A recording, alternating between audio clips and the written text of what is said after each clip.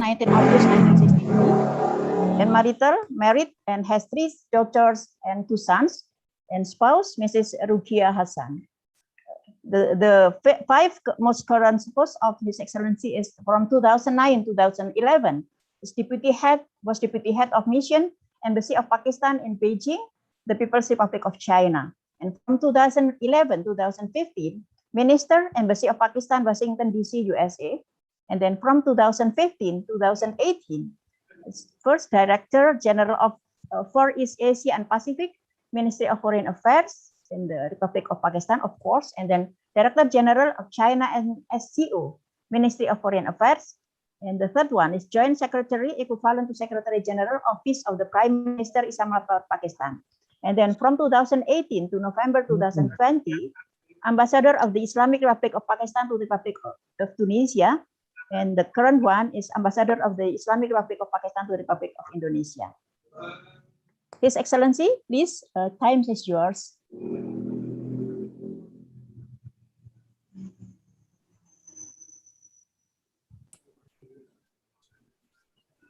Bismillahirrahmanirrahim. I hope everybody can hear me. Yes. Yes. Honorable Professor Dr.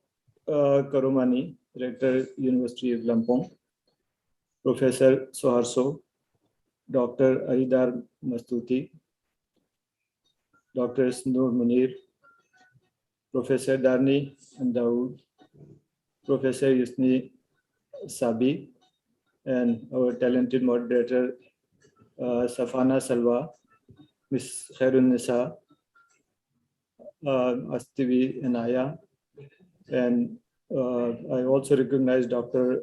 Zahir Khan, Chairman Solidarity Forum, Kashmir Solidarity Forum.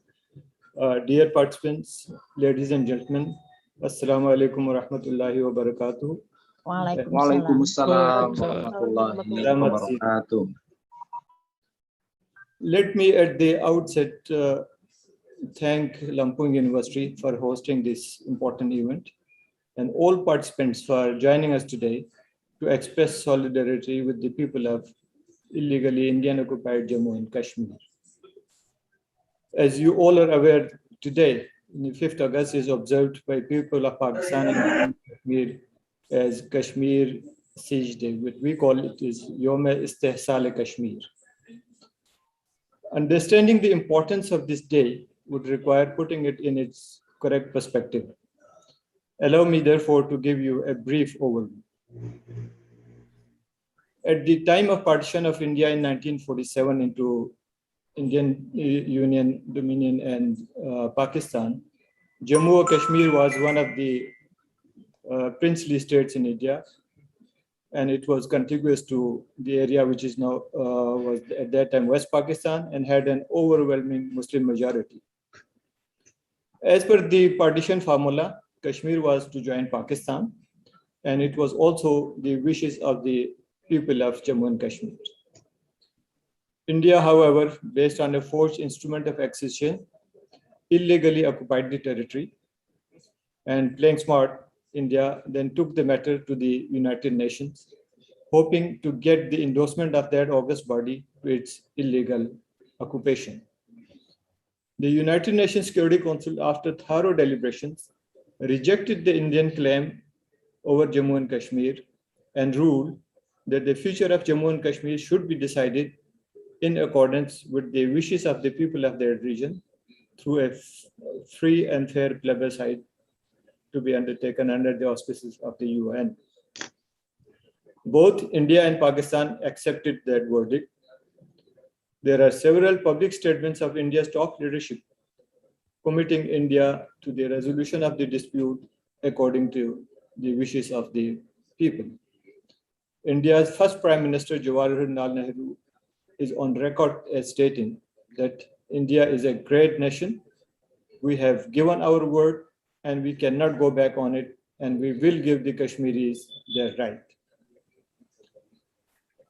To show its commitment to give the right of self-determination to the people of Jammu and Kashmir, India then inserted 2 articles, Article 47 and Article 35A, into its constitution, giving a special status to Kashmir, Jammu and Kashmir till the time it is finally resolved through a plebiscite, and disallowing any Indian citizen to get Kashmiri citizenship or acquire land in the state of Jammu and Kashmir. These were, however, only false promises. India did not allow the promised referendum to take place, as it knew the preference of the Kashmiri people and continued its colonization through the use of force. So what happened on 5th August 2019? On 5th August 2019, the BJP government of India, which you all know is a Hindu chauvinist government, unilaterally revoked Article 37 and 35A of its constitution and put the entire 8 million Kashmiri population in the occupied territory under a state of siege. Following this, India took another 2 illegal actions. It divided the occupied territory into 2 parts and declared Ladakh and Jammu as union territories, meaning that these areas will not be governed by the people of Jammu and Kashmir anymore, but by New Delhi as a colonial power. To perpetuate its illegal occupation, the BJP government then on March 31st, 2020, under the veil of COVID-19, introduced a legislation known as the Indian Domicile Law, by which it allowed non-Kashmiri Hindus, and point to be noted is that not Christians or Muslims, but only Hindus, to acquire property and settle in the state. Meanwhile, the indigenous Kashmiri Muslims were being forced to produce papers to show their residency of the state. Ladies and gentlemen, India had absolutely no right to take these steps. The people of Kashmir and Azad Kashmir and Pakistan therefore rejected it and started observing the day as the day of siege in the Indian illegally occupied Jammu and Kashmir. The day is dedicated to reiterate their indefatigable support to the people of Jammu and Kashmir in their legitimate struggle for their right of self-determination, as enshrined in the UN Charter and the relevant United Nations resolutions. The day also serves as a reminder to the international community to hold India accountable for its actions and deliver on its promise to the Kashmiris. One may ask why these illegal actions of India are so vehemently being rejected and protested. After all, India has been indulging in similar illegal actions since its occupation of the territory in 1947. Let me explain.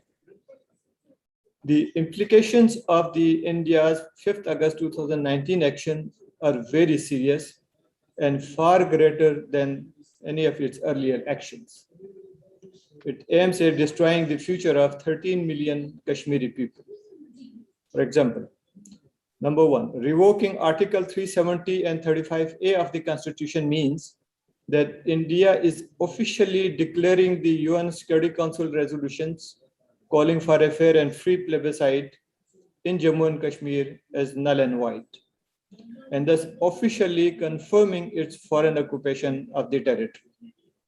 Number 2, by allowing non-Kashmiri Hindus to acquire property and settle in the state, India is implementing a systemic program of transforming the Muslim majority in the state to a minority. This law paves the way for a demographic apartheid in Indian held Jammu and Kashmir, and is in direct contravention of international law, especially Article 49 of the 4th Geneva Convention.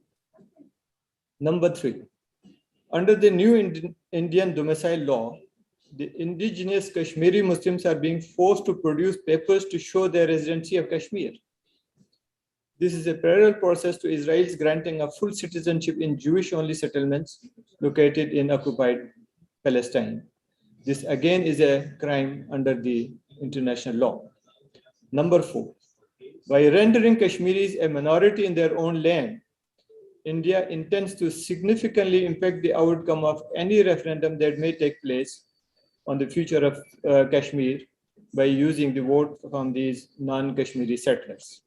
And finally, bifurcation of Jammu and Kashmir into three parts and declaring two parts, Ladakh and Jammu as union territories. That means that these areas will not be governed by the people of Jammu and Kashmir anymore, but by New Delhi as a colonial power. That also means that two parts of Jammu and Kashmir has been officially put under permanent foreign occupation, alien domination, and colonial rule. Ladies and gentlemen, if we compare the post 5th August 2019 Indian illegal actions in Jammu and Kashmir with Israeli policies designed to disenfranchise Palestinians and depopulate Jerusalem of its indigenous population, we see very striking similarities. It seems that India has stolen some leaves out of the Israeli playbook and implementing it one by one. Those paying attention to what has been happening on the ground in Palestine will recognize that what was once described as creeping annexation of Palestine territory is now the leaping annexation of the West Bank. A similar colonial infrastructure is being developed by India in Jammu and Kashmir. It is for these reasons that not only Pakistan, but also growing number of the international community, including the United Nations, have condemned these illegal actions. To give you some example, the UN High Commissioner for Human Rights in the two reports has unambiguously asked India to fully respect the right of self-determination of the people of Kashmir as protected under international law. The Genocide Watch issued a genocide alert for Indian occupied Jammu and Kashmir. The UN Security Council has held 3 hearings since 5th August 2019 on the issue. These consultations have reaffirmed the Council's role in the dispute, repudiating the Indian position that their actions in illegal Indian occupied Jammu and Kashmir were an internal affair. On 9 July 2020, in his reply to Prime Minister Imran Khan's letter, the UN Security Secretary General reiterated the United Nations position that the situation in Jammu and Kashmir is governed by the Charter of the United Nations and applicable Security Council resolutions.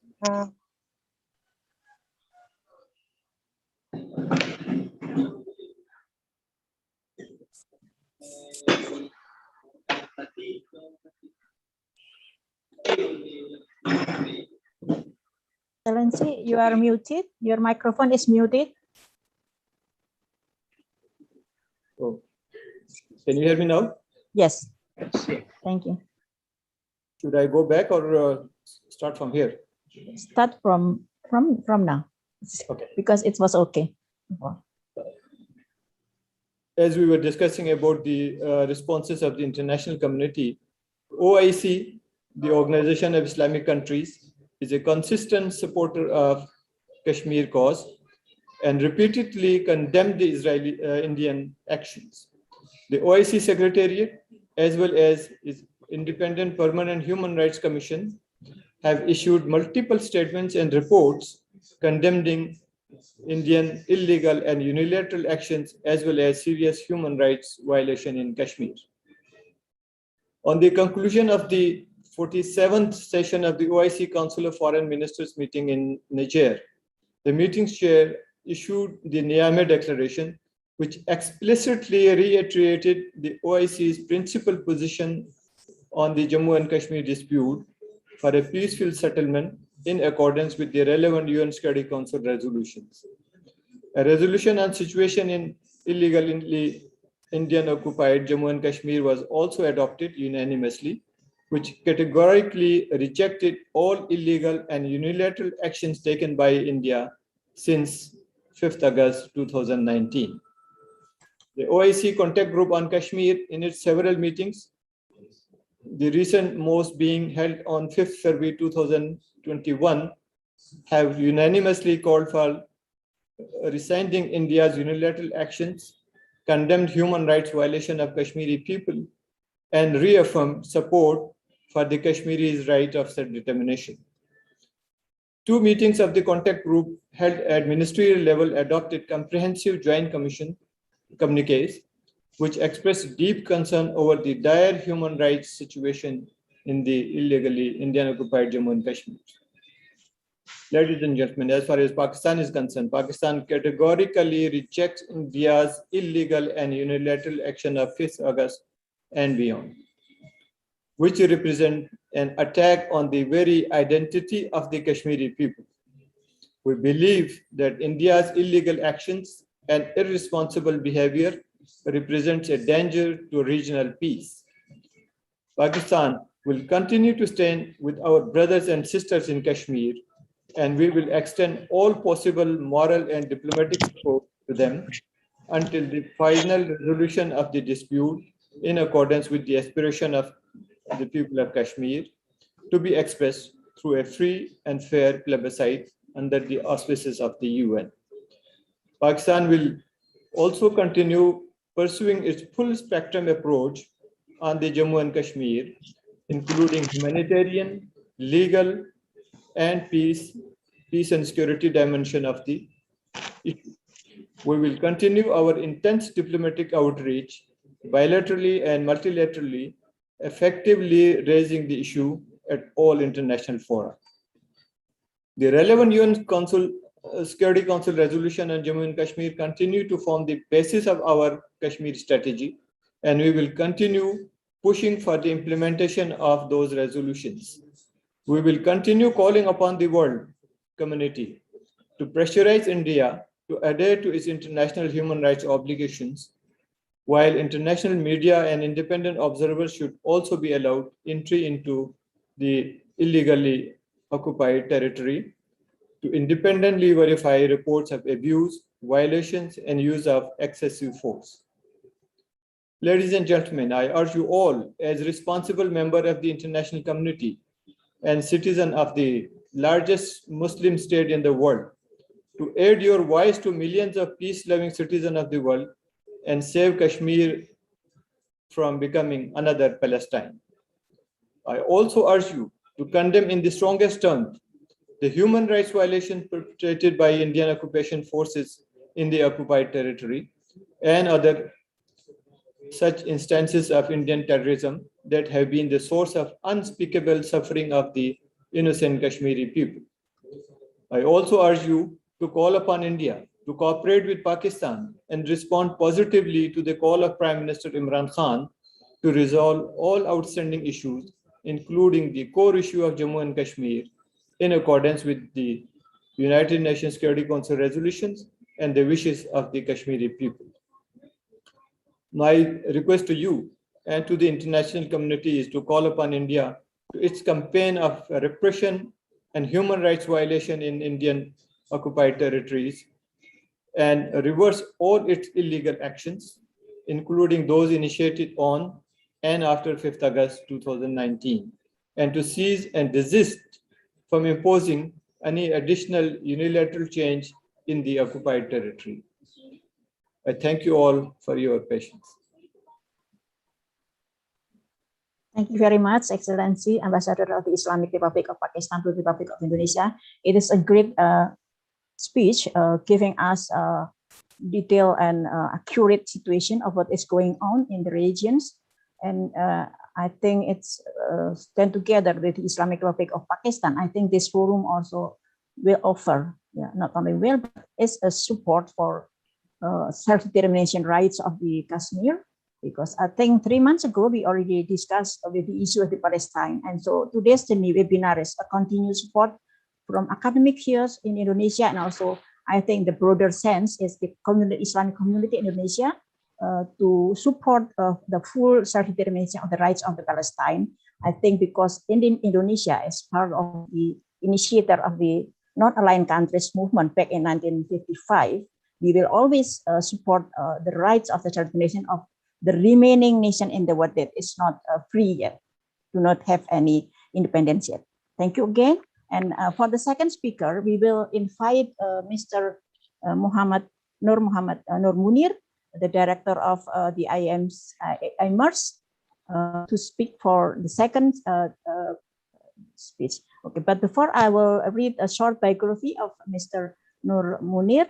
Name is Nur Munir, and then address as Apartemen Menteng Square, Matraman Raya, and education, Masters of Theological Studies from Harvard University in 2009, and the grads Master of Arts in Jewish Studies from Philadelphia, USA in 2005, and then from Al Azhar, a graduate Usuluddin Cairo, not finished, and Ma'ad Aliliyah Diraza Al Islamiyah Zamalek, graduate from Syria Gaza, Egypt, was not finished, and then the bachelor degree undergraduate in from Agama Islam Negeri Yayan Surabaya in Syariah in 1991.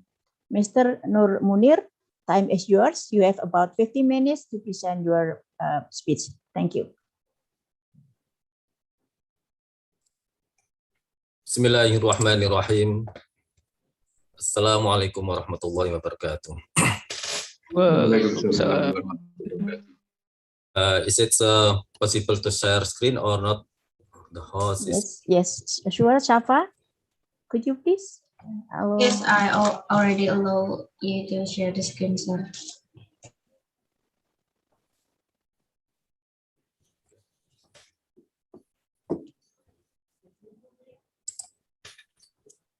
Bismillahirrahmanirrahim. Terima kasih Ibu Moderator, Dr. Ari Darmastuti, Head of International Relations Department of the University of Lampung, South Sumatra Islands of Indonesia. Yang saya hormati His Excellency Ambassador Muhammad Hassan, Ambassador of the Islamic Republic of Pakistan to the Republic of Indonesia. Terima kasih sekali for your insightful speech.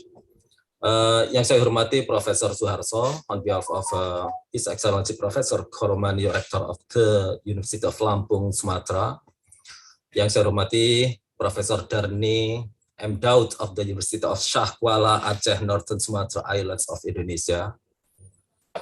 Bapak Yusni Sabi, Profesor Yusni Sabi of the State Islamic University of Araniri Aceh, Northern Sumatra Island of Indonesia, my senior guru and friends, since when we sat in the feet of the State Professor Ayub at Temple University.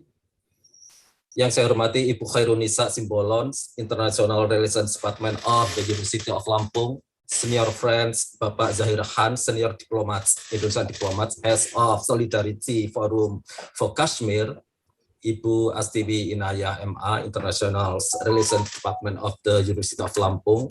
Yang saya hormati also here there is Bapak Ayi Hadiat of the Lampung University. Thank you very much for meeting you today. I would like to start with Hadis Takriri, narrated by Al-Bukhari, convey every rights owner his rights. A'takulladhi haqqin haqqahu, including the rights of Kashmiri and Jammu people. That is the Hadis Takriri as Prophet Muhammad sallallahu alaihi wasallam respond to Salman al-Farisi when Salman al-Farisi bring up these words towards him, towards the Prophet, and Prophet say, Sodakta ya Salman. That is in the 7th century of the Common Era. Prior to that, 43 BCE, Senator of Rome, states fiat justitia ruat caelum. Keadilan harus ditegakkan walau langit jatuh. Justice must be upheld even though the heavens fell down. That is the principle, and those words, both of the prophets Muhammad and the Senator of Rome, become now the universal principle of law. Indonesia has our principles based on the history and imprinted in the opening preambles of constitutions bahwa kemerdekaan itulah hak segala bangsa, bangsa apa saja, whatever nations is, nation Palestine, nation Kashmir, Jammu, and so on, has the owns of freedom, and that is become the constructions into foreign policy of Indonesia bebas. That is bebas and plus aktif melaksanakan ketertiban dunia yang berdasarkan kemerdekaan, perdamaian abadi, dan keadilan sosial. Indeed, a freedom is the rights of all nations. Therefore, any colonialism must be eradicated from the surface of earth, including the earth of Kashmir, the earth of India, the earth of Jammu, and so on, must be eradicated if any colonialism exists on the surface of earth, because it is contrary against humanism and principle of justice. And one among the faults of Indonesians tujuan nasional, the national's goals is ikut melaksanakan ketertiban dunia yang berdasarkan kemerdekaan, perdamaian abadi, dan keadilan sosial, to participate in making the world to be in good order based on freedom, eternal peace, and social justice. So this constructs into become two foreign principles of Indonesia, officially become politik luar negeri bebas dan aktif. Aktif means proactive, giving. Proactive means that contributes how to make the world become in good order, including in Kashmir and Jammu. That's bebas and aktif first articulated by Vice President Muhammad Hatta in front of the sidang BPKNP in Yogyakarta, 1948, and now becomes the official national goal, that is ikut melaksanakan ketertiban dunia yang berdasarkan kemerdekaan, perdamaian abadi, dan keadilan sosial. Now, that is, let us see the international law, base of law, that is the UDHR, Universal Declaration of Human Rights. And in the preamble states, whereas recognition of the inherent dignity and of the equal and inalienable rights of all members of the human family in the foundations of freedom, justice, and peace in the world, whereas disregards and contempt for human rights have resulted in barbarous acts, which has outraged the conscience of mankind and the advance of the world in which human beings shall enjoy freedom of speech and belief and freedom from fear, and what has been proclaimed as the highest aspirations of the common people. That is the preambles of the UDHR, United Nations Declarations, Universal Declaration of Human Rights. Is that happen in Jammu and Kashmir? We would like to inspect closely afterwards. The Article 1 of that declaration states, all human beings are born free and equal in dignity and rights. They are endowed with reason and conscience and should act towards one another in spirits of brotherhood. Everyone is entitled to all the rights and freedoms set forth in these declarations without distinctions of any kind, such as race, color, sex, language, religions, political or other opinions, national or social origins, property, birth, or other status. That this is the benchmark of the human measurements for today, and we would like to use this measure toward what is going on in Jammu and Kashmir, based on those two articles of the Universal Declaration of Human Rights. So this is the 28th December 2020.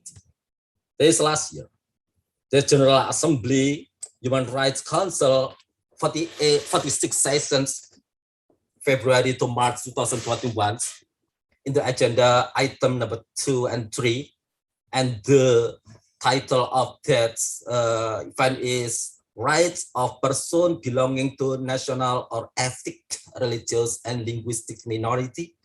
Reports of the Office of the United Nations High Commissioners for Human Rights. We would go into it in parts of specifically in India related to Jammu and Kashmir. One among those reports, human rights reports held by United Nations Commissions of Human Rights, is at section number 2. There's activities of United Nations High Commissioners for Human Rights and recent development in human rights bodies and mechanisms, including in the context of COVID-19 pandemics. A, B, C, and the subtitle C is preventing and addressing acts of discriminations. Point number 20 states, in December 2019, India passed a citizenship law, amended acts, as His Excellency Ambassador mentions. The High Commissioners raised her concern over its discriminatory nature against the country's Muslim minority, and followed up by filing during 2020 an interventions applications in the Supreme Court of India, laying out the obligations of India under international human rights law with respect to the rights to non-discrimination and equality before the law. In the months following its passings, concerns were also raised by several United Nations human rights experts, including about the widespread crackdowns on activists and protesters demonstrating against the Citizenship Amendment Acts, the majority of whom were Muslim. So that is what's going on under the reports of International Report of Human Rights. Excuse me, Pak Munir. Excuse me, Pak Munir. You have more 3 minutes more. I'm sorry. Okay. What I'm stating is that what is going on in the Kashmir and Jammu, they need help from any other voices, including our voice here in Indonesia, especially in the Muslim world. And we, as campus community, the academics community, must bring up these attentions into the attentions of the world, that there is something happened there in Jammu and Kashmir, similar to what happened in Palestine and in any other places that have problematics of human rights. I would like to conclude these presentations with asking us as Muslims and Muslim people of Indonesia, wa ta'awanu 'alal birri wat taqwa wa la ta'awanu 'alal itsmi wal 'udwan.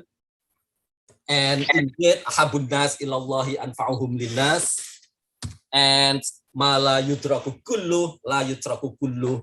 When we, the community of campus, brings this attention to the world, it is not our own obligations alone, but we are part of the obligation holder.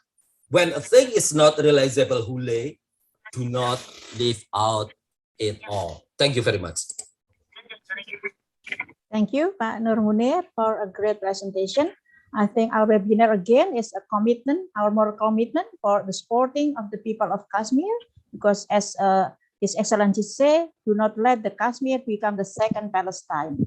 I think we Indonesia will be committed not only through what you call diplomatic position, but also from the community. I think it's possible for us. Maybe at the end, I don't know, that they will create a kind of petition supporting the right of the self-determination of the Kashmir.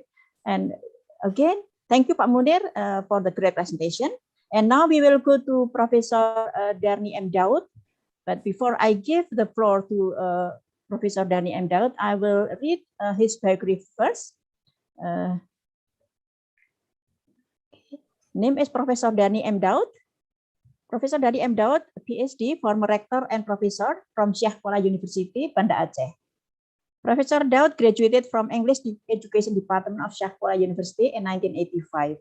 In 1990, Professor Darni received his diploma degree in the field of English teaching as a foreign language, or diploma TEFL, from University of Sydney, Australia.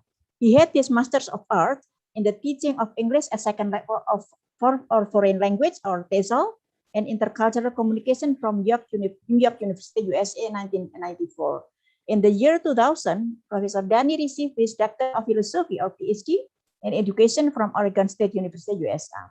Upon his return from the USA, Professor Darni was appointed Vice Dean for Academic Affairs of SKU, College of Education and Teacher Training, SKU, Syekh Kuala University Vice Rector for Academic Affairs from 2002 and to 2006, and Syekh Kuala University Rector from 2006-2012.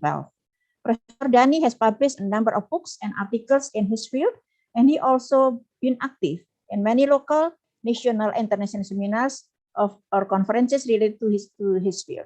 Besides, he has contemporarily been speaker on many international and political affairs.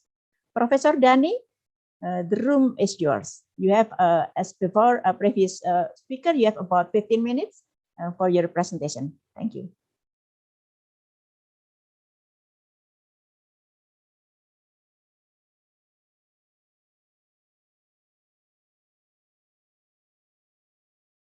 I'm sorry, madam. It seems that Mr. Darni is out from the Zoom. Disconnected? Okay, he's okay. Okay, so we will go to next speaker then. No, he is already in the Zoom. Let's wait for a bit. Okay. I'm checking here. Hello, Professor Darni, are you with us? I lose him from the Zoom. I don't see his name. Are you sure? Safa, are you sure that he is with us? Yes, he's with us, but he's still trying to connect with the audio, I think, ma'am. Okay. So while waiting for us, why don't we just move to the third speaker, and then we will give him back in the third session then. Okay, madam. Okay. So while waiting for Professor Darni to join us, now it's better for us to go further to the next speaker, which is Professor Professor Yusni Sabi from Araniri University, Pasar University, and I will read his short biography. Professor Yusni Sabi is a lecturer in the Pasar Araniri, Banda Aceh, and now is of course professor in Islamic political thought, and his education began a PhD in 1994 from Islamic Studies, Temple University, Department of Religion, Philadelphia, USA, and then 1986 from Islamic Studies, his master in Islamic Studies from the same university, Temple University, Department of Religion, Philadelphia, and then in 1979, Professor Sabi obtained his bachelor degree from Fakultas Syariah Jurusan Qada or Islamic Judicial Court from Araniri Darussalam, Banda Aceh, in northernmost part of Sumatra Island. Professor Sabi, time is yours, and you have about the same time with Mr. Munir, which is 15 minutes, please. Assalamualaikum warahmatullahi wabarakatuh. Waalaikumsalam warahmatullahi wabarakatuh. Waalaikumsalam. First of all, of course, would like to express my thanks to the University of Lampung, who has organized this very important event, especially, of course, focusing on the situation of Kashmir recently and until now. And then, of course, first of all, I would like also to thank with high appreciation to Your Excellency, Mr. Ambassador of Pakistan, and of course to all other participants, Prof. Darni, Prof. Samsul Munir, and so on, who are taking part in this discussion in these seminars. This is really a big gathering, big seminar. We are around 260 participants in this discussion. Of course, this is really, hopefully it will give a certain value to what we have been doing so far. And on this topic also, we were with the Embassy of Pakistan last few months, I think, organized, including by Abu Ali, so on, to talk about this topic about Kashmir. Now, really, what has been presented by His Excellency, Mr. Ambassador, and then explicated by Mr. Nur Munir with very detailed, including, of course, the foundation of our country, Indonesia, which is Pancasila, vice principle, that we are to reject any kind of intimidation, occupation to any nation, any people. And that's what we did in 45. Because of that spirit, we liberated our own country by fighting, rejecting any oppressor, aggressor, and colonial occupying our country. But as we are talking about that, not now, Kashmir is that situation. Why that happened? This is also a kind of legacy, quotation mark, or bad legacy of colonialism. Colonial power, colonizer, after they occupied our countries, absorbed the wealth, used force the people, and then left. This is here, left the legacy, left all things problem, divided countries, and so on. Whether in Africa, in the Middle East, say in Middle East, why always there situation in hotspot? Because of this kind of legacy, dividing as if the country, the occupied countries in the old days, like an apple pie, just divide, okay, this is for this for that, and then left the hatred and enmity among ourselves. So this one thing we have to realize. See, the problem of the legacy left by the colonial powers to our people, to our countries around. And then, can you imagine how they are different? Let's say in Europe, in America, and here and there. They are different, but they don't fight each other. But see here, see in Africa, see in Asia, see in the Middle East, and so on. We are just living, but fighting our neighbors. So that's why now, with this real situation, with the spirit of what we have here in Indonesia, spirit of liberating from any colonialism, any occupation, let's look at the reality of Kashmir. And Kashmir, starting 1947, that's the beginning of tragedy. and on and on and on, what things have been happening over there. So now, Kashmir, Pakistan, India, China, three, whether in good or bad, three outside powers are there, whether in good or in bad. Now, what we have learned, that there are many things happen seriously under the Indian occupation.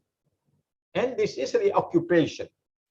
And can we imagine in this year of 2021, still there, where we thought that Kashmir is a piece of paradise on earth. Now it is becoming hell, and real hell. Killing, raping, torturing, just happening on a daily basis. That's the report of many international organizations like human rights. What Mr. Munir just mentioned is very clear.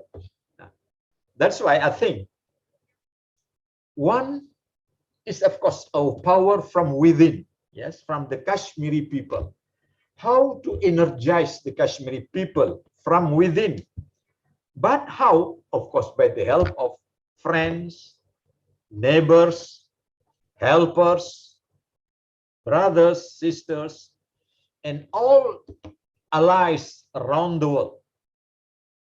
You know, because now we only can liberate ourselves through the help of others. Think of Indonesia. We declare of independence 17th of August 1945, but the support given by our allies, our friends like Egypt, Palestine, and so on, there are, although still very few, and now we are, let's say, in OIC, for instance, like Mr. Ambassador just mentioned, we have 57 countries. And of course, there are many others, you know. What to do in reality? Because only with collaboration of international communities that we can help the Kashmiri people to liberate themselves. Because it is impossible and unthinkable within this year of 2021, we still have around us, like what it happened in Myanmar, Rohingya, what happened in Palestine with Jews, yeah, what happened in Kashmir. This is really a bad situation. In all just that happens, we suffer to the Muslim community. Can you imagine if Kashmir were located near Germany, around France, and so on? Would be they suffering like they are really when they are here? I don't think so. Because why? They are helping each other. And while we are here, we are not. Sometimes we are just talking rhetoric, but not in reality with good strategy, with good communication, with diplomacy. Because why? Preparing guns, weapons, it only helps very little. And to some extent, it will create another tragedy. Because why? With guns, with weapons, with bombs, etc., it must cause victims of human life, of buildings, of properties, and so on. That's why I think this diplomacy must be campaigned, yeah, throughout the world. But let us do it. Who are here, give your ways, give communication, make, you know, urge, campaign, and then hopefully, and this must be done through diplomacy, through states, not just community, through legal organization, republics, countries, presidents, kings, and so on, of course, and then by international organization like United Nations, human rights organization, and so on. And that's from me. Hope we can think of it. We are not just talking again and again and again from 1947 up till to 2021 right now. Hope we are coming to see something happening simply to alleviate the suffering of the Kashmiri. Thank you. Assalamu alaikum. Waalaikumsalam warahmatullahi wabarakatuh. Thank you very much, Professor Yusni Sabi. A very strong voice from the Islamic brother from Indonesia. I think we should stress his points that we need to do something, real thing, that help the Kashmiri to get their right to independence, right determination, and full independence. Hopefully, we can do something after this. So at least this webinar will develop awareness about the problem, that it's not different from other tortures and other denial of rights of not only self-determination but basic human rights, as Professor Sabi told us. Ladies and gentlemen, and now we will go back to Professor Darni M. Daud because he is already here. And before I give the room to him, I will read a short biography of Professor Darni. Professor Darni M. Daud, former rector and professor from Syekh Kuala University, Banda Aceh. Again, I will read again. Graduated from the Education Department of Syekh Kuala University in 1985 and 1990. He got his diploma degree in field of English teaching as foreign language and Masters of Art in Teaching as Second Language and Intercultural Communication from New York University. And he got his PhD in 2000, PhD in Education from Oregon State University. Professor Darni, time is yours. You have about 50 minutes as previous speakers, please. Thank you very much, Dr. Ari Dharmastuti,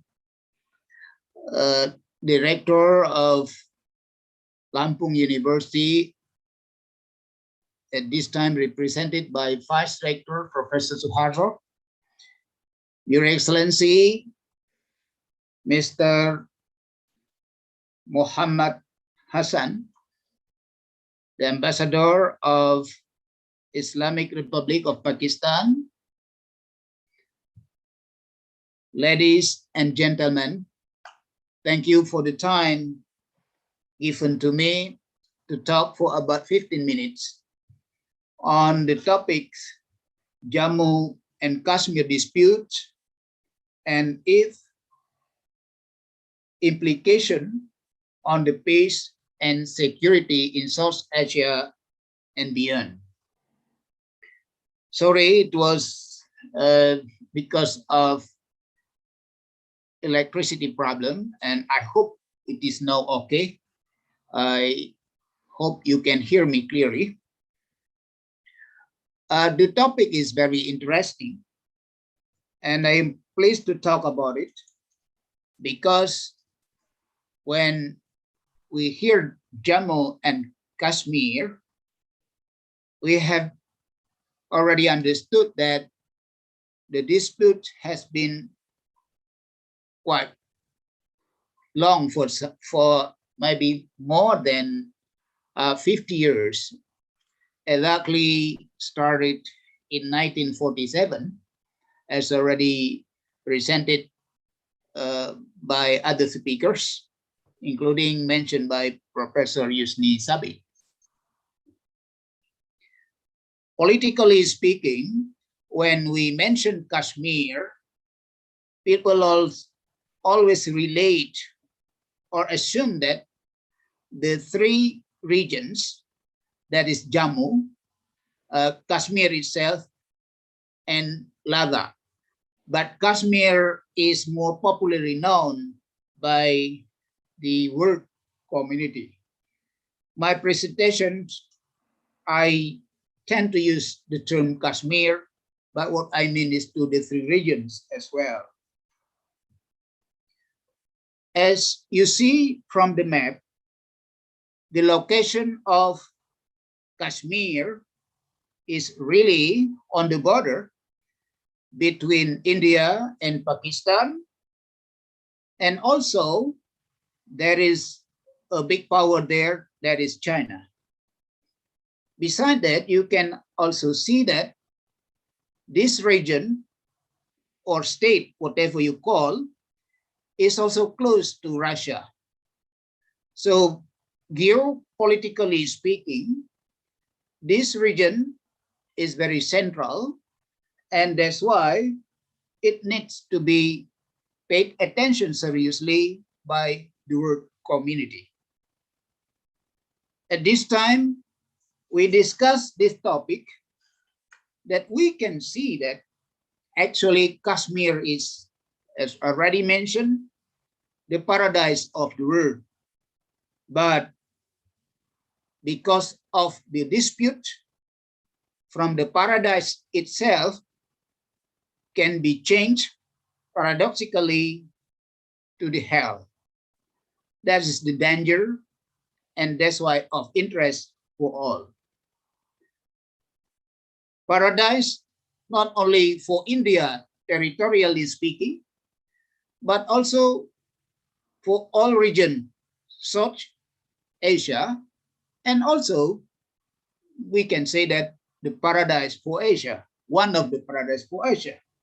But in reality, you see that that's not the case, and that's what we are observing right now in Kashmir. What we are observing, as our Excellency Mr. Ambassador mentioned, this has taken place something that we can call illegally to Kashmir.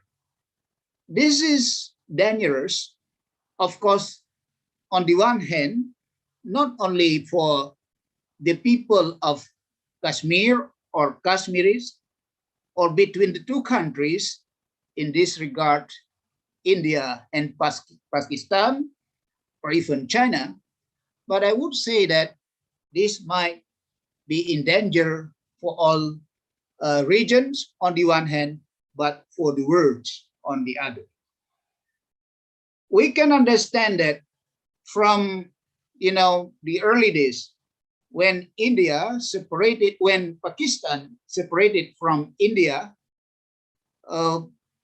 many people assume that is the time when the disputes or the conflicts between groups or Muslim and Hindus began in Kashmir.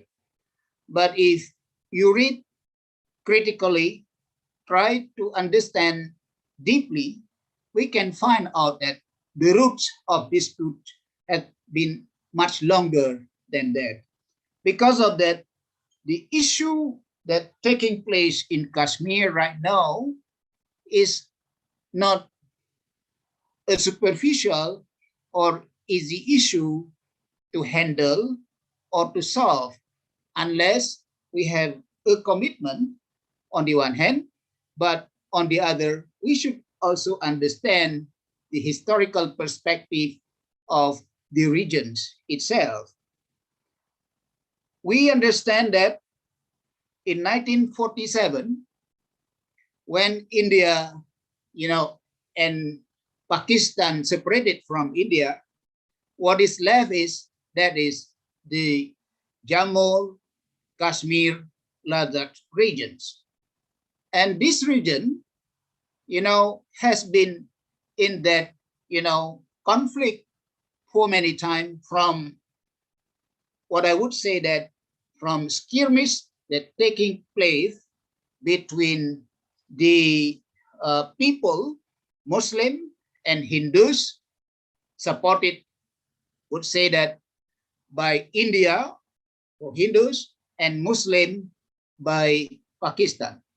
From the small skirmish until war, it has taken place a number of times. At least 3 big wars between Pakistan and India. And we don't count smaller wars taking place in the regions or on the border of the region either on the border of Pakistan and Kashmir and India.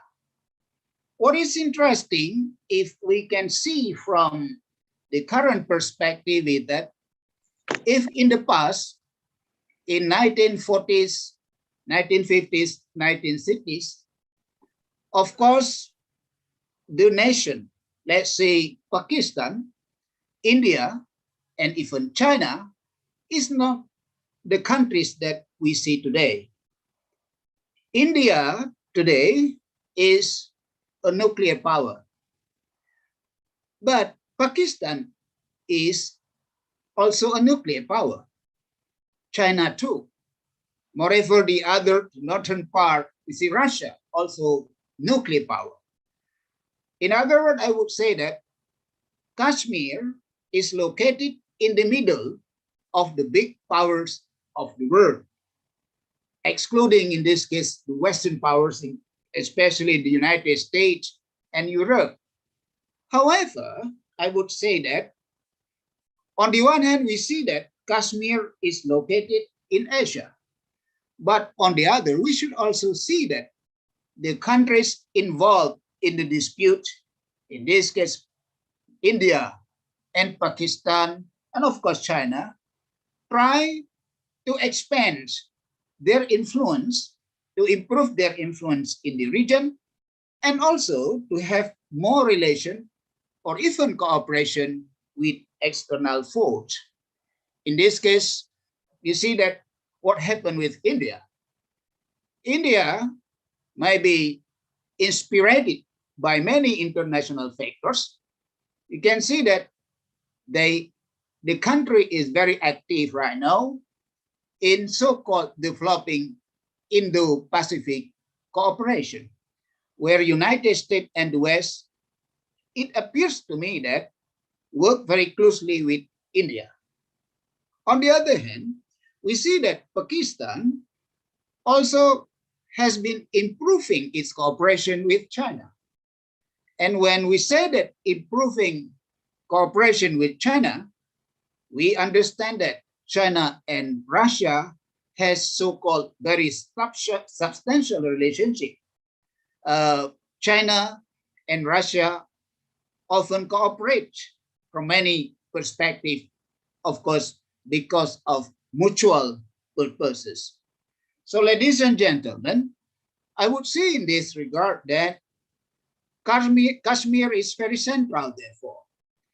And if India, for example, like Your Excellency, Mr. Ambassador said, try to continuously impose their influence or their presence or whatever, as actually we have long history on the influence.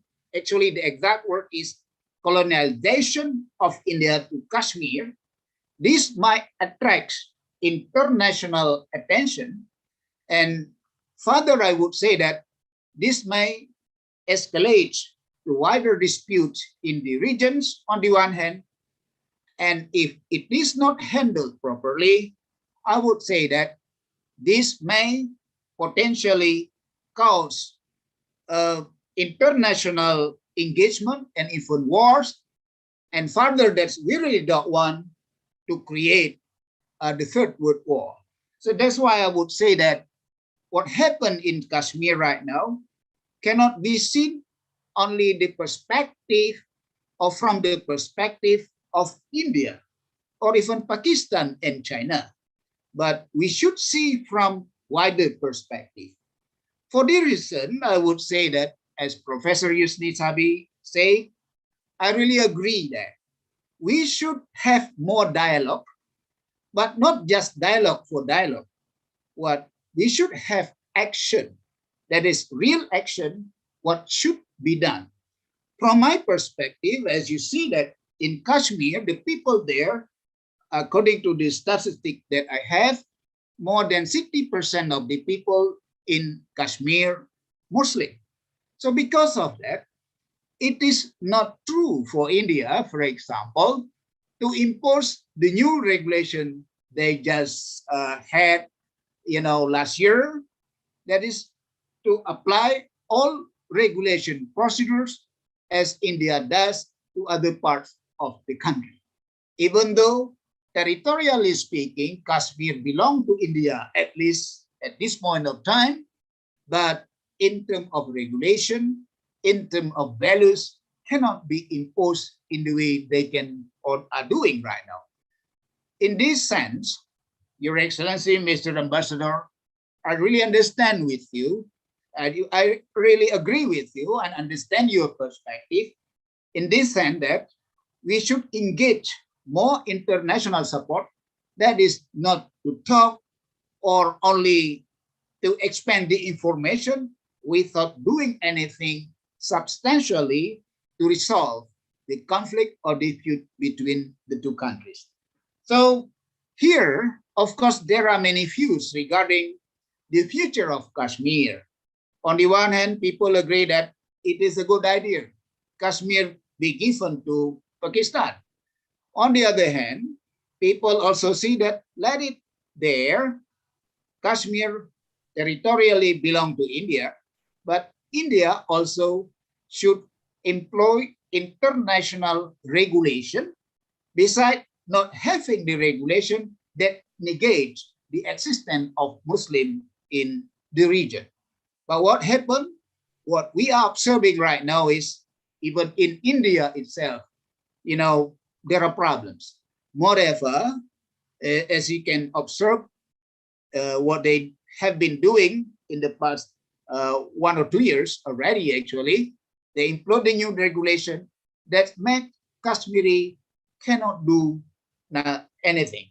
And they can do nothing in order to establish their future, whether to be part of Pakistan or to be part of India, but with special autonomy, or to be an independent country, depending on the best resolution that can be had for the betterment of the region, and of course, to protect the humanity, to not just see, let's say, from religious perspective.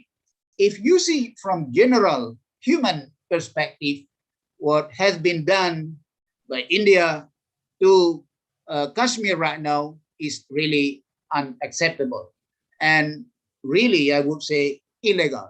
And I agree with Mr. Ambassador and other speakers. Ladies and gentlemen, so my recommendation is, of course, in this case, at this point of time, it has been so long, actually. We need to continue the dialogue, but dialogue not just for dialogue, but dialogue for action, and the action itself must engage international community, especially the United Nations. I think because of the time, thank you, Bu Ari Darmastuti. You really great moderator. I thank you. I would be very happy to respond if any question. Thank you. Wassalamualaikum warahmatullahi wabarakatuh. Thank you very much. Thank you very much for Prof. Darni. I do wish that we have more time for a great speech today, but it's time is really always limited for us for this great opportunity. Now we will go to the last speaker today is Ms. Khairina Sasimbolon, but I will read first her short biography before I give the floor to her. Mr. Khairina Sasimbolon received a bachelor degree in political science from North Sumatra University and Master of Arts in International Relations from Gadjah Mada University in Indonesia. Her research interests are within the area of international politics, non-traditional security, comparative politics, and the conflict management studies in the Southeast Asia. She conducted research on conflict management with the perspective of ASEAN way, ASEAN way, not Asian, but ASEAN way, disaster risk management, and other ongoing research. She is currently a lecturer and researcher at the Department of International Relations from University. Ms. Khairunisa, time is yours. You have about the same time, about 10 to 15 minutes. Please. Thank you, Bu Ari. Assalamualaikum warahmatullahi wabarakatuh. Waalaikumsalam warahmatullahi wabarakatuh.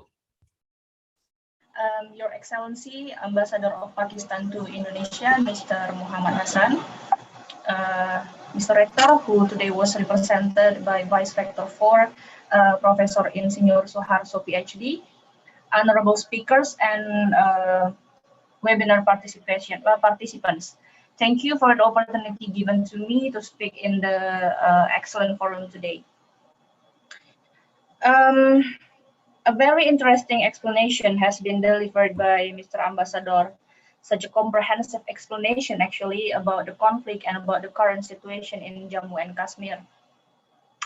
The explanation also from Mr. Nur Munir about Indonesian foreign policy and Professor Darni and Professor Yusni.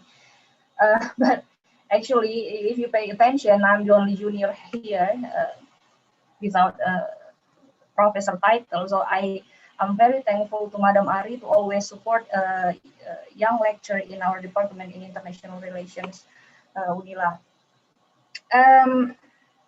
I'll probably look at our theme today from the conflict approach. This is an area of study that I focus on. With conflicts, always comes resolutions. Simply put, resolution is equivalent to agreement about particular issue underlying a dispute. If the parties to a dispute can agree on an outcome that is mutually acceptable, then the conflict has been resolved. Theoretically very simple, but in reality, things like conflict resolutions are difficult to achieve and have to go through a very long and very tiring process. And this is also what happened to Jammu and Kashmir. We have a very long conflict resolution process. The protracted conflict in Jammu and Kashmir region has lasted 7 decades. 7 decades itself, it means 70 years. With the uniqueness and beauty of the two regions, doesn't bring peace to its inhabitants. Throughout history, this region continuously been a place of struggle for power, from feudal times until today. It is written in history since the time of ancient Kashmir, Mughals, Afghans, Sikh, and Dogras have exerted their power in this region. In fact, the problems of conflict that occur today are also rooted in these feudal times, as Professor Yusni Sabi said, the legacy of colonialism.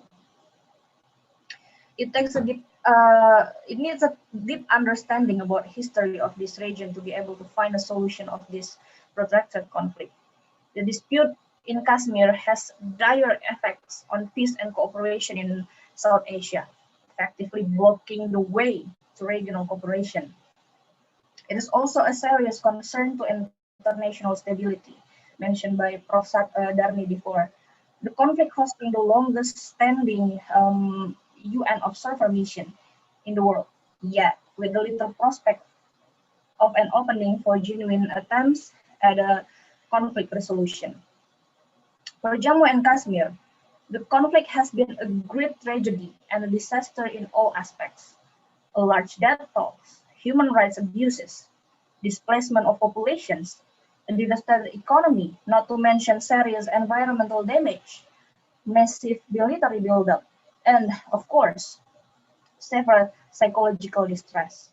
The biggest concern of many parties is that if this conflict escalated and is not managed properly, it will lead to, like Professor Darni already mentioned before, it will lead to the involvement of nuclear weapon.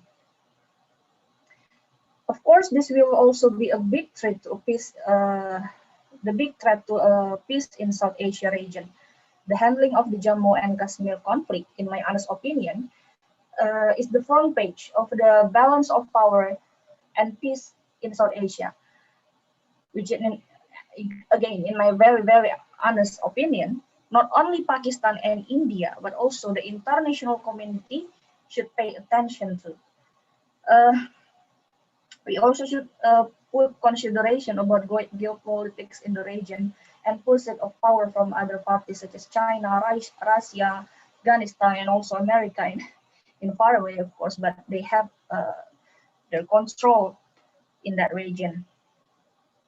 As an academic who focuses on conflict studies, I propose a conflict management approach through mediation to at least be able to keep this conflict from ending in armed violence. mediation in definition is using a third party to help the conflicting parties come to a mutually satisfactory agreement. And why mediation? Because mediation offers the best practical method of managing conflicts and helping to establish some sort of regional or international order. Other approaches such as arbitration, adjudication, or coercion sometimes end up in a dead end.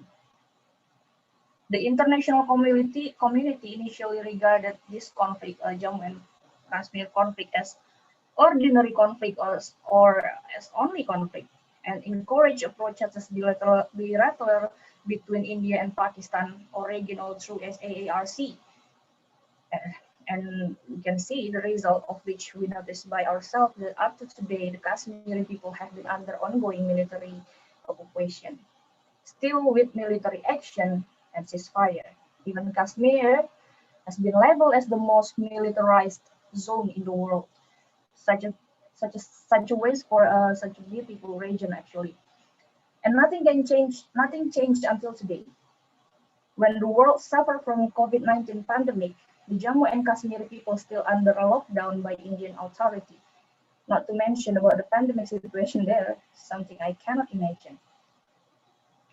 Pakistan and India as the leading countries in South Asia, and the parties involved in the dispute must be willing to sit together and find a solution. Or both countries can appoint a third party to be a mediator in the real solution of this conflict. Indonesia has a history of this mediation through the case of Gerakan Aceh Merdeka in Aceh. Maybe Prof. Darni and Prof. Yusni have more story about that mediation time. And the sooner the better, because the status quo can change at any time. And once again, the victims are always the civilians. I hope that the involved parties in this conflict will set out a prior agenda for the welfare of the Jammu and Kashmir people. Any approach, anything, bilateral, multilateral, to be used to resolve the conflict should promote heavily the humanitarian values and put the regional stability as common goals. The international community should also be more aware and prudent to Jammu and Kashmir issue. I think not only because the religious matters, but more for humanitarian reasons. I recite what Mr. Nur Munir mentioned before, that Indonesia, with our foreign policy, will always stand against any occupation in this world. And Jammu and Kashmir are no exception. Maybe that's all from me. Thank you, Madam Moderator. Thank you, Mbak Nisa. So your point is that the mediation is the only way, yeah, because I already read in the chat room here that from Mr. that say, okay, so Kashmir will not be resolved by mediation, by diplomacy, but by force. I'm sorry. Okay, we still have about 30 minutes, but before I ask the audience to raise question, I will give first responses from our this discussion today. The first one is Dr. Zahir Khan from Kashmir Solidarity Forum. Dr. Khan, you have about maybe just about 5 minutes, please, because we will need also other audience to give a question, and maybe I will stress some question from the chat room. Please, Dr. Khan.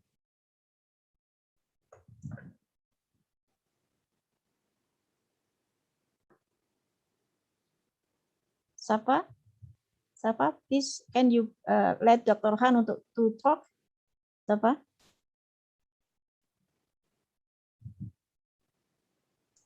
I'm sorry, madam, pardon. Dr. Zahir Khan?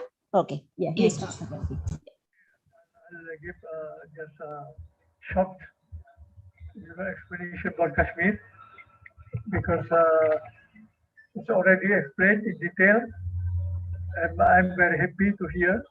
It's very good. So I just would like to express just a few minutes about the Kashmir. Is it possible? Is it okay or Yes, please. there's still time? It's okay, very clear. Okay, I'll just copy, not in detail, just short time. Okay, because everything already explained very clearly. Is it clear? Yes. Yes. So the ambassador is all other speaker, and thank you also for Lampung University. And it is very good, very useful for all of us. Okay. So on behalf of Kashmir Solidarity Forum, in particular, and Indonesian people in general, as the largest Muslim country, we feel very much in sympathy with long blood-stained victimization of the Kashmir people and their struggle to regain their fundamental human rights. The problem of Kashmir, Jammu and Kashmir, is rooted in the suffering of generations of Kashmir people, in the denial of their inalienable rights of self-determination, in the massive violation of human rights, and in the victimization and virtual genocide of a peace-loving people. India, we gave a solemn pledge to the Kashmiri people, to Pakistan, and to the United Nations to allow the people of Kashmir the right to determine their own future through a free and impartial plebiscite under auspices perfidiously rediged and on its plate, and the plebiscite was never held. The Indian government, its army, and its security forces have sought to suppress the just demand of the Kashmir people for their rights to self-determination with the most brutal and inhuman ferocity through mass killing, incarceration, torture, arson, and rape. The UN has a principal responsibility to seek a solution not only as the chief international agency for maintenance and enforcement of peace, but also as an organ which was asked by India and Pakistan to intervene in the conflict, and which has committed its prestige and authority to its solution through numerous resolutions. India should learn from Indonesian case of East Timor, even though it is never decided and mentioned in the UN resolution. When the people of East Timor demanded the rights of self-determination, Indonesian government unanimously decided and openly announced to the whole world that people of East Timor would decide their own future, a plebiscite under the UN sponsorship, and finally they got freedom and separated from Indonesia in accordance with their wish.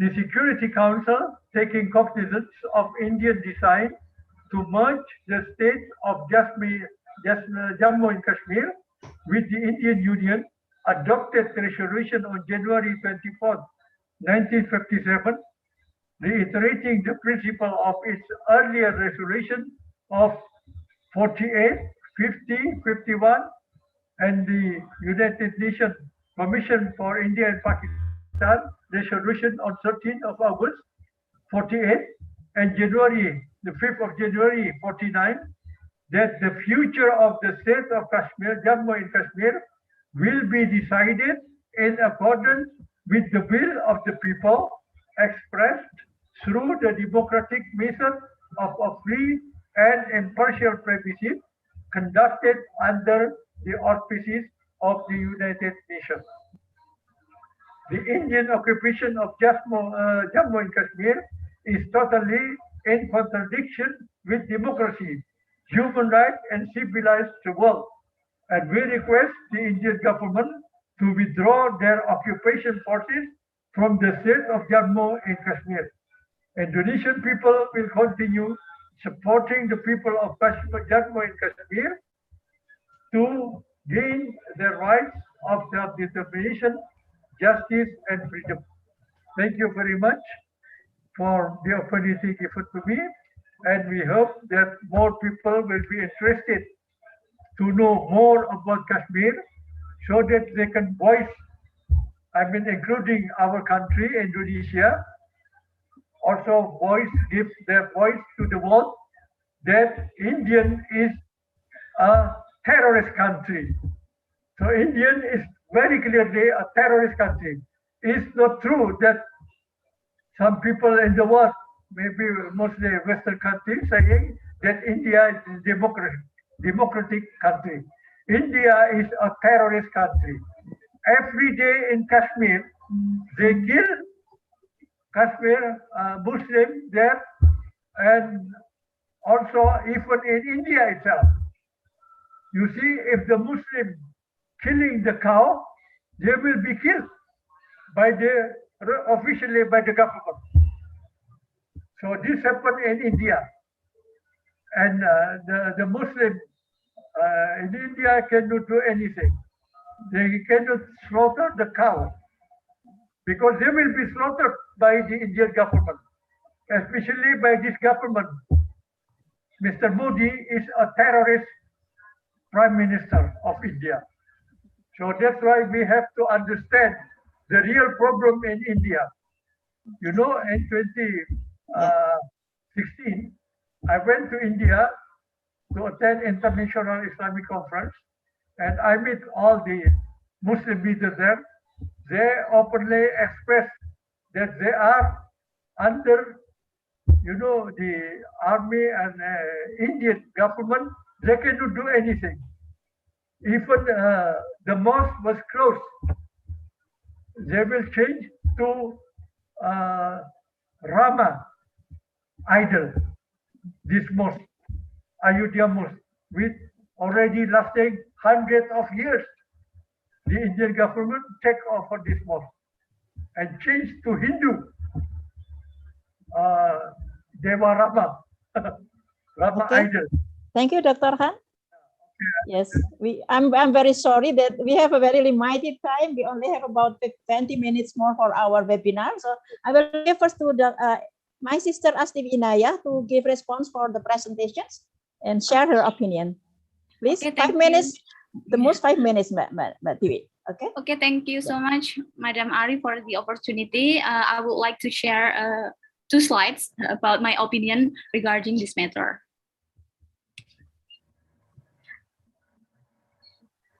Okay, I will speak here as a scholar, so I try to be careful to give a solution strategies regarding this issue. There are 6 maybe solution strategies that we can use to solve this problem. The first one is the perpetuation of the status quo. I guess the solution, in the solution, neither country will win Kashmir, nor will the Kashmir activists come closer to their objectives. So I guess this is one of the consequences of this strategy. So the second strategy is accession model. The strategy will require one country to give up Kashmir, to withdraw its troops, and to relinquish its claim to the region. But it is highly unlikely that either country, India or Pakistan, will be prepared to take such a step. So the international community could offer the support via diplomacy, like other speakers said, military pressure, or the promise of economic assistance for their weak national economies. The third solution that maybe can be considered is partition model. I guess this is the option to divide up the country, to divide up the territory in dispute, which is Kashmir, one for India and the other for Pakistan. It could be an alternative. And the fourth option is the third party, which is we use United Nations help to solve this problem. And the fifth, independence model. We can use this by the creation of an independent Kashmiri state, might be the only logical consequences, both for side, India or Pakistan, the creation of an independent Kashmiri state inevitably involves a significant loss of territory. Maybe from Pakistan perspective, with the decades of struggle with India over Kashmir will have been wasted if you use this perspective. And if from India perspective, on the other hand, regards on independent Kashmir as a threat to its territorial integrity, because Kashmir's independence might lead to the Balkanization of the whole region. And the last strategy solution maybe we could consider is the self-determination model. This self-determination model has been mentioned by many speakers from today's webinar, or we could use the word plebiscite. The plebiscite refers to how we allow the Kashmiri people to determine their own future. We need to see that the Kashmiri people is the real victim in this crisis. So we need to let them to give their opinion regarding their own future. This self-determination model will allow them to exercise the right to self-determination that they have claimed since the time of partition. The key question is whether the Kashmiri people have right self-determination, because Pakistan and India has the different view about Kashmiri people self-determination. Pakistan said that Kashmiri has self-determination, but India said that Kashmiri people doesn't have self-determination, the right to self-determination. So what about the plebiscite with 2 or 3 options? 2 means that either Kashmir is going to follow India or Kashmir is going to follow Pakistan, or we can come with the third option where the Kashmiri people try to be independent. They make their own state, they become independent to define their future. Plebiscite on unitary or regional level. It is the new question that we can consider when we choose this self-determination model, whether such a plebiscite should be held at the level of the entire Kashmir state or on regional level. This should be considered carefully, especially for Kashmiri determination to determine their own future. For the last slide, I guess this is the message that I want to give, that there is an urgent need for confidence building measures. This is so important, especially for Pakistan and India, to reduce fear and mistrust and create a channel for communication and ultimately cooperation, because it's something that has been missing from 2 countries, mistrust, and there is no trust between these countries. So we need building confidence building measures. So from the 6 strategies that I have mentioned before, no one of the solution models is able to satisfy the interests of all conflicting parties at the same time, but we see that every approach entails minor or major shortcomings for at least one party. So in order to find a long-term settlement to the Kashmir dispute, it's so necessary for us to develop a mutual willingness to compromise among the conflicting parties. The word compromise. So the parties must learn and understand that it is preferable to accept the shortcomings in order to achieve the long-term benefit of peace. So the final goal is peace. So, however, it will be particularly hard, especially to convince the various insurgent groups of the advantage of any sort compromise. So as long as this group are not convinced of this advantage, they will continue their terror campaign and thereby undermine any attempts of confidence building between India and Pakistan. So I guess the key to solve a problem of this issue is how to confidence building between India and Pakistan. I hope there is a peace between India and Pakistan, between countries around the world, so we can make world as a better place. I guess that's enough. Thank you so much for the opportunity. Thank you, Mbak Nisa. It's a great contribution for our webinar today. So here in the chat room, we already read a lot of very, very strong comments. But here, I'm very sorry that I will not give the floor to the audience, but I will read some important questions from the just a minute. Yeah. Okay, from the audience, there are actually four important issues raised by the audience, and maybe I will only first ask Ambassador for responding to the question, and if we still have the time, I will offer also the forum to other speakers. But I will read the four important questions from the audience. His Excellency, the first one, currently the world is grappling with the COVID-19 pandemic, which is perhaps the worst health crisis since the Spanish flu. How serious do you think the situation is in Kashmir as the result of the pandemic? And the second question about the situation, the overall situation. How do you see the overall security situation of the region given India's recent actions now? And the third one, do you think that the international community has done enough to address the situation in Jammu and Kashmir, or do you think that more needs to be done? So, like I read about the UN, it's stand for useless nation. We don't hope that UN become useless nations here. And the fourth one, the last one, what are the expectations of the people and government of Pakistan towards the people and government of Indonesia regarding this Kashmir issue? We already hear like the solution from our discussion today, Dr. Khan, about the possibility of implementing the plebiscites, like the one that we was already implemented in Indonesia for solving the problem between Indonesia and East Timor. Please, His Excellency, you can answer those four questions first, and we still have time that I will offer to Dr. Professor Sabi and Professor Darni. Please.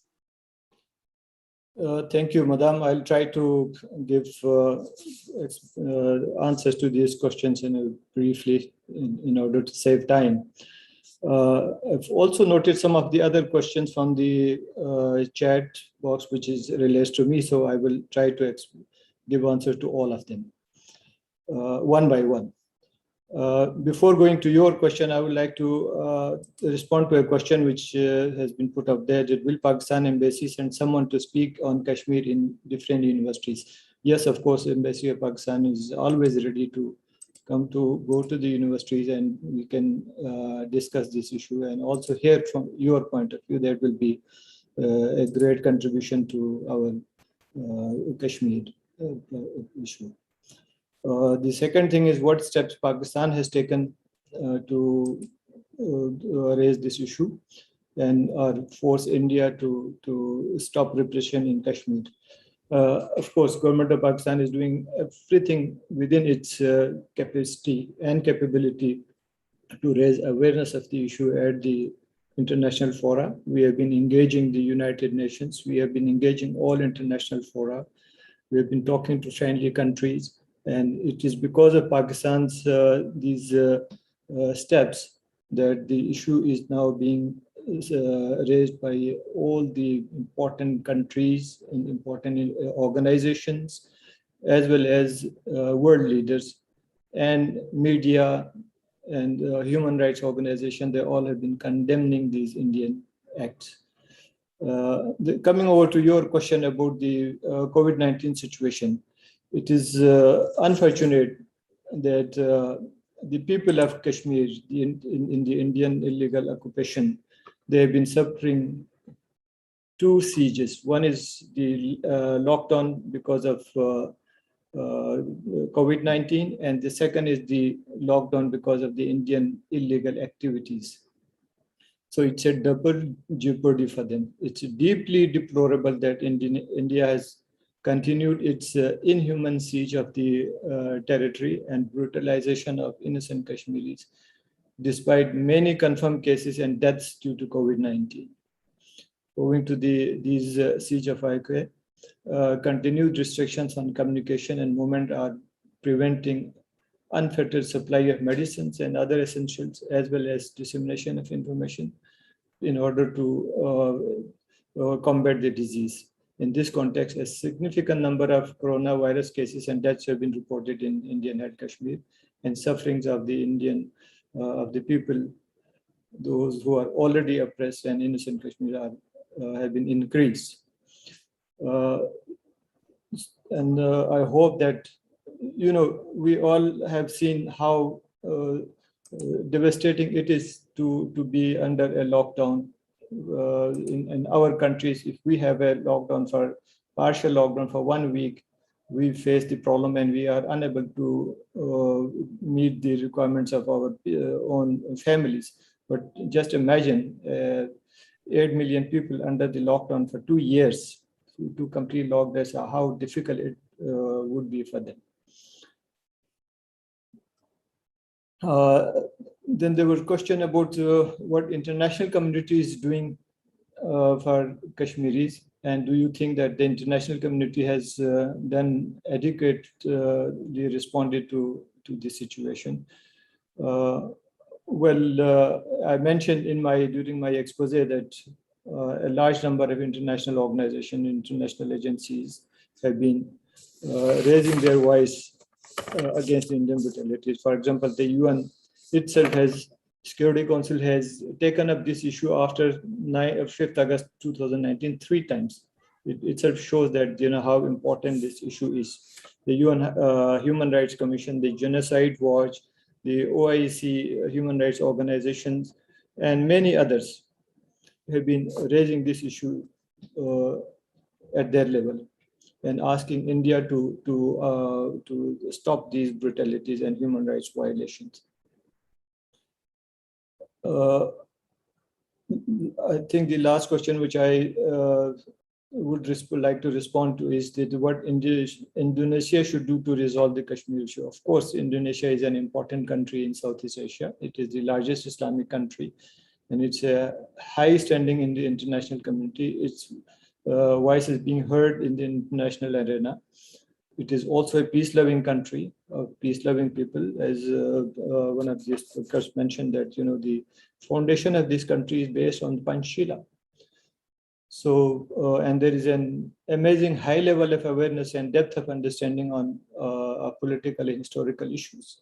So, what we hope is that people here do realize that the importance of resolving these problems peacefully and respecting human rights and stop violence in that area. So I hope that the Indonesian will add their voice to the voice of other members of the international community in doing so. In fact, the people of Jammu and Kashmir are looking towards Indonesia, being the largest Muslim country in the world, for their support. Pakistan also considers Indonesia one of their closest friends, and we would also welcome its positive contribution to the cause of Kashmir, as well as for regional peace and prosperity. And I'm sure that Indonesia will continue to play a constructive role in this regard. And we are thankful to Indonesia for whatever the support it gave to the cause of the Kashmir when it was being discussed in the UN Security Council, and Indonesia was member of the UN Security Council at that time last year. I hope that I have responded to some of the questions. And yes, few words about Professor Naya's 3 model solution for the Kashmir issue. Yes, of course, there are many. These are all of the solutions which are being discussed at various fora. But let me tell you that the solution of the Kashmir issue is absolutely simple. And that is the solution which Pakistan and India and the international community had accepted long ago in the form of various UN Security Council resolutions. It's the logical, rational, peaceful, and democratic solution. And that is to go for to give the Kashmiris themselves the right to decide about their future. Go for the plebiscite or their referendum and ask them what they want. If they want to join India, Pakistan will not have any problem at all. If the Kashmiris decide to join India, we will welcome their decision. But if they want to join Pakistan, of course, we will also welcome their decision. And if there is any other solution which could be discussed between the 3 parties, this is not a territorial dispute between Pakistan and India. Basically, it's the dispute which matters the lives of 13 million human beings. So it is the human angle which has to be seen. If there has to be, we found some other solution, Pakistan is always ready to discuss it with India. But the condition is that it has to be according to the wishes of the people of Kashmir. And in order to keep that in the parenthesis, the will of the people of the Kashmir, we go back to the UN resolutions, which are specifically the same thing, and which India and which Pakistan and the international community had accepted it as the most viable solution to this problem. I hope that I have answered all most of the questions. If there is any, I will be most well ready to answer. Thank you. Thank you, Your Excellency. It's covering already all of the 4 questions clearly. I'm very sorry, but the first we plan to have more questions from the audience, but it seems that time's already up for us. And what I can conclude, very simple conclusion. I think we already hear, all of us here are the solution from the ambassador. But again, I need to restate what we have been discussing so far for about 2 hours today, that actually there is already the solution. That's the appreciation of the UN resolutions for all of the dispute. For the dispute, there are already a resolution from the UN that must be honored and implemented by all parties. And the second one, that for the future solution to the dispute, the Kashmiri people, not on the Pakistan or the India, but the Kashmiri people need continuous support from international community and actions, real actions, like that usually in the international forum we know about the partition, etc. So the first one is about the awareness of the problem, that it is a humanitarian problem. It's not a religious problem, but it's a humanitarian problem. And we all, international community must give continuous support for the honor of the appreciation of the Kashmiri human rights and their independence to decide what they want to do in the future. I think that's all for our forum today. And again, thank you very much for the great presentation from our speakers, from our discussions, and also from the participants. I'm very sorry if I didn't have a better way of moderating this forum, but it is really an honor from me that I have been given the opportunity to moderate this very honored forum for us. Hopefully that the world will be a better place for everybody, yeah, not only for the advanced countries people, but also from the developing countries, and especially from the nations that are now still under occupation from other nations. It's a violation of humanitarian and it's a violation of human rights and must end in sometimes. And we have to trust that peaceful solution must be the only solution in the future. We should not put guns, yeah, because diplomacy change the bullet, in politics change the bullet into the ballot. Diplomacy change the bullet into discussions. And I do hope that in the future, eventually there are friends, our brothers and sisters from Kashmir, from Jammu and other regions in the world will give their peace, will get their peace, and peace will be appreciated everywhere. And unless, as other Mr. Munir said and other speakers said, Indonesia will never stop supporting the independence for every nation in the world. It is part of our independence declaration. Thank you very much. Assalamualaikum warahmatullahi wabarakatuh. Waalaikumsalam. Back to you, Safa. Terima kasih. Thank you so much, Dr. Ari Darmastuti and all the keynote speakers and the commentator for the amazing speeches and presentation. Sadly, we are really close to the end of session today. Before it officially ends, I would like to ask all of the participants to turn on their camera and we will begin the documentation session.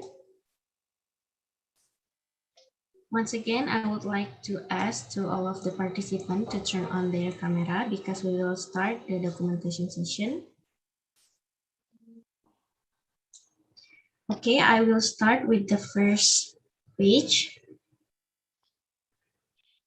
Okay, 1, 2, 3.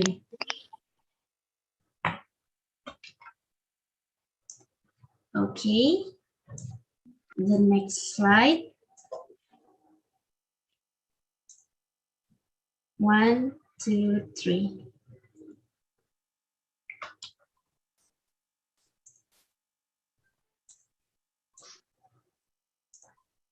Okay, the next slide.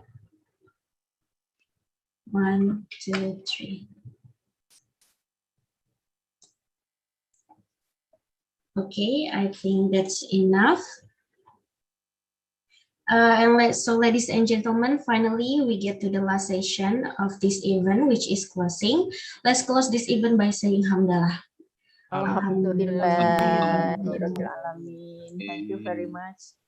As the master of ceremony today, I would like to thank all of the speaker, moderator, and all the participants for coming and sharing all the insightful knowledge for us today.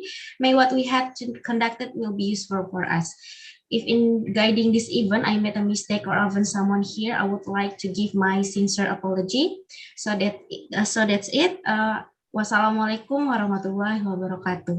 Waalaikumsalam warahmatullahi wabarakatuh. Thank you, Safa. Thank you, Thank you, Safa. Safa. Very much. Thank you. all.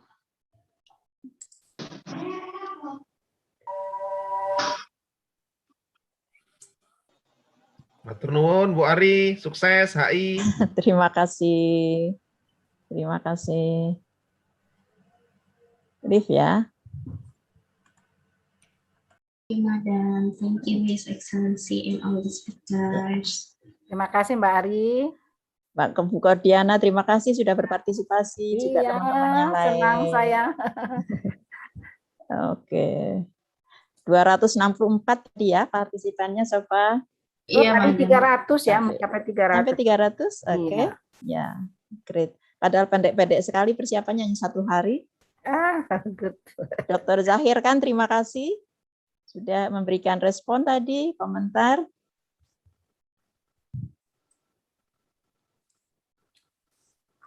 Oke, Salif ya, Safa ya. Iya, I Madam. need to pray. Oke, thank you. Thank you.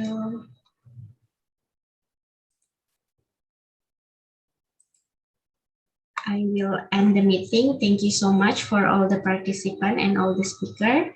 Wassalamualaikum warahmatullahi wabarakatuh.